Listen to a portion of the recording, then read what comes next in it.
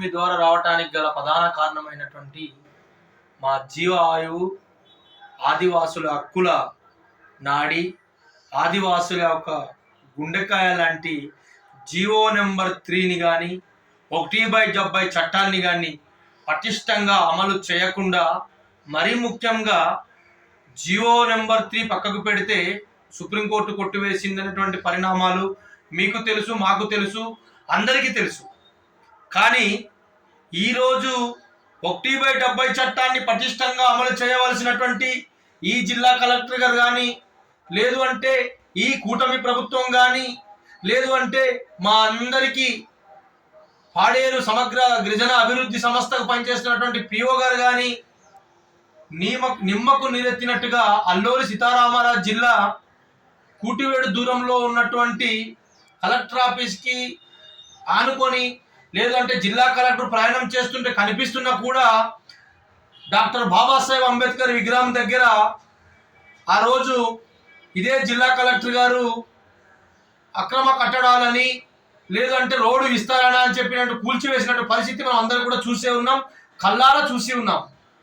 సాక్షాత్తు జిల్లా కలెక్టర్ వచ్చి పరిశీలించినటువంటి పరిస్థితి చూస్తూ ఉన్నాం.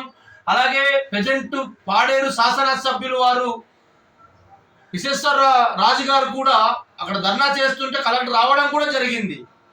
అయినా కూడా ఈరోజు ఈ కలెక్టర్ గారు 1/70 చట్టాన్ని తుంగల పొడుస్తూ ఈరోజు అక్రమ కట్టడాలు రోడ్డు మీద ఏదైతే హక్కుల్ని కాపాడతామని చెప్పి, ఏదైతే చట్టాలని కాపాడతామని చెప్పినటువంటి ప్రతి ఒక్కరు కూడా ఈరోజు పాడేరులో అక్రమ కట్టడాలు జరుగుతూ ఉంది.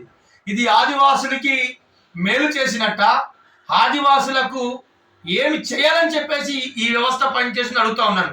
మరి ముఖ్యంగా ఈ రాష్ట్ర ముఖ్యమంత్రి నారా చంద్రబాబు నాయుడు, లేదు నేను తోడుగా ఉంటాను, ఆదివాసులకు అండగా ఉంటాను అని చెప్పినటువంటి ఉప ముఖ్యమంత్రి పవన్ కళ్యాణ్ గారు ఈ ఆదివాసి హక్కుల మీద, ఆదివాసి చట్టాల మీద, ఆదివాసి యొక్క బాగోగుల మీద మీ యొక్క వైఖరిని కూడా తెలవాలి.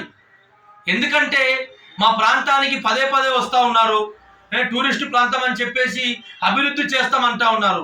ఏంటి నాన్ ట్రైబ్స్ తోని బిల్డింగులు కట్టించడమా? రోడ్డు విస్తరణ పనుల్ని ఆగిపోవడానికి గల కారణాలు ఏంటి? ఎవరితో చేతులు మారాయి? అధికారులు మారాయా? రాజకీయ నాయకులు మారారా? ఎవరు మారారు? రోడ్డు విస్తరణ పనులు ఆపేశారు. ఒక పక్క ఏమో పాడేరులో ఉన్నటువంటి రూల్ ప్రకారంగా పోలీస్ శాఖ వారందరూ కూడా రోడ్డు మీద బళ్ళు ఆపకూడదు అని చెప్తా ఉన్నారు. ఒక పక్క ఏమో ట్రాఫిక్ అంతర్యం జరుగుతూ ఉందని చెప్పేసి కేసులు పెడతా ఉన్నారు.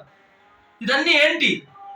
కాబట్టి ఇప్పటికైనా సరే మా జిల్లా కలెక్టర్ గారు స్పందించి, ఏదైతే మీరున్నప్పుడు మీరు వచ్చి మాట్లాడారో, మీరున్నప్పుడు పడగొట్టారో రోడ్డు విస్తరణ పనుల్ని, మళ్ళీ అక్కడ అక్రమ కట్టడాలు కడతా ఉన్నారు. ఆ కట్టడాలని ఆపకపోతే గ్రామాన్న, పల్లెన, వాడన తీసుకెళ్ళి ఉద్యమాన్ని తీవ్రత చేయడానికి సిద్ధంగా ఉన్నాం.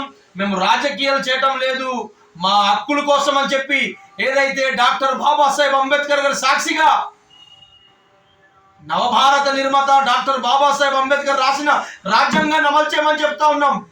అమరుడయ్యారు రీసెంట్గా చెండా ఏళ్ళ మాస్టారు. ఉద్యమాలు చేసి ఈరోజు ఆదివాసి హక్కుల కోసం అని చెప్పి, ఆదివాసి చట్టాల కోసం అని చెప్పి గుమ్మడి సంజయ్ రాణి గారు వచ్చి, లేదంటే ట్రైబల్ వెల్ఫేర్ కమిషనర్ గారు వచ్చి రివ్యూ పెట్టారు ఐటీడీఏలో. ఐటీడీఏ రివ్యూలో మీరు ఏం చేశారు?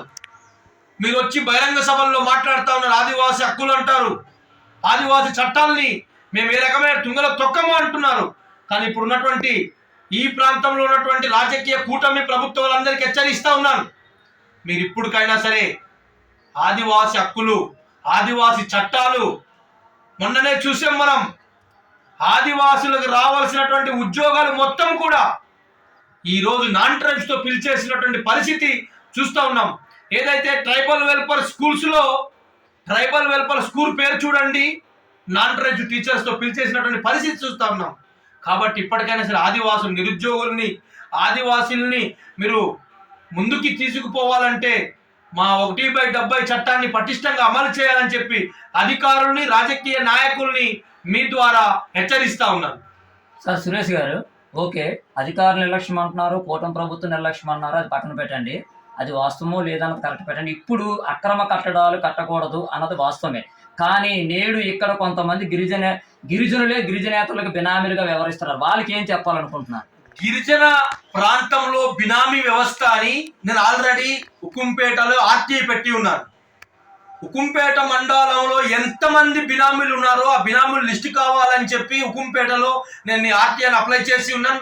తప్పకుండా వారిని కూడా క్రిమినల్ కేసులు పెట్టాలి. ఎందుకంటే బినామీ వ్యవస్థ ద్వారా ఈరోజు ఆదివాసులకి మనుగడ లేకుండా ఈ బినామీ వ్యవస్థ ద్వారా కుక్కకి బిస్కెట్లు వేస్తే ఎలాగో అలాగే ఈ కుక్కల్లాగా పనిచేస్తున్నటువంటి రాజకీయ నాయకులైనా లేకపోతే ఎవరైనా కూడా బినామీ వ్యవస్థని కాపాడకపోతే ఈ బినామీల వల్లే ఒక పక్క ఆదివాసులు నాశనం అయిపోతున్నారని చెప్పడానికి ఏమాత్రం తక్కువ లేదు. తప్పకుండా బినామీ వ్యవస్థని కూడా బయటికి తీసుకొచ్చి వాళ్ళని కూడా కేసులు పెట్టడానికి ఆదివాసీ సంఘాలు, ఉద్యోగ మేధావులు, ప్రజా సంఘాలు, రాజకీయ పార్టీలు కలిసి ఈ బినామీల్ని కూడా మేము మీ ద్వారా హెచ్చరిస్తా ఉన్నాం.